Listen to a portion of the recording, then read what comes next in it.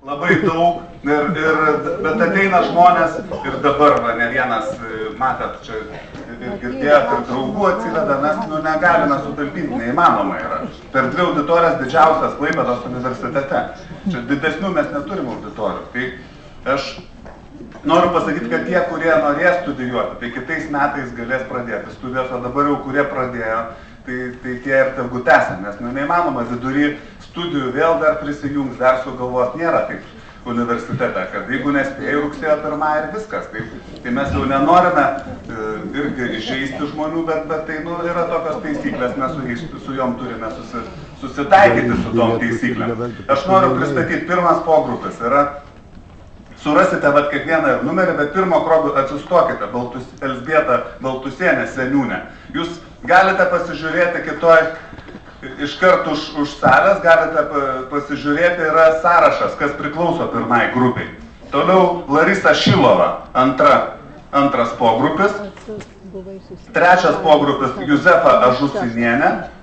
Čia sėdinai, nerado vietos trečiam. Nu, pilna, gerai. Toliau ketvirtas Janina Keršienė.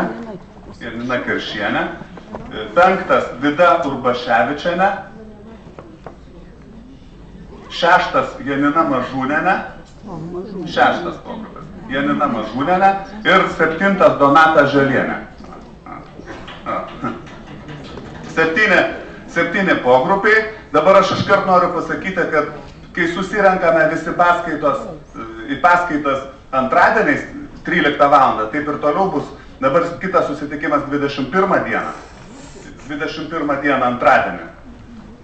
Tai mes nesugebame administruoti, nes tokios skaičiaus žmonių neįmanoma suskaičiuoti, mes už tai turime susitikti atskirai kiekvienas pogrupis ir yra konferencijų salėje 1 aukšte, numatytos datos kiekvienam pogrupiui susirinkti. Tada jūs gausite pažymėjimus, nes šiandien klausia, ar atėjo tie, kas turi, kas gali ateiti. Mes dabar negalime patikrinti, iš veido nestovėsim, čiagi ne policija, ne prokuratūra, ir ne STT, kad tikrintų. Gerai, atgal. Čia seniūnų telefonus, man administratorė sako, jeigu norit užsirašyti. Bet aš sugrįšiu atgal, aš dabar noriu pasakyti, kad pirmiausia užsirašykite. Pirmas pogrupis susitiks, vien tik tai pirmas pogrupis, tai yra gruodžio 8 dieną.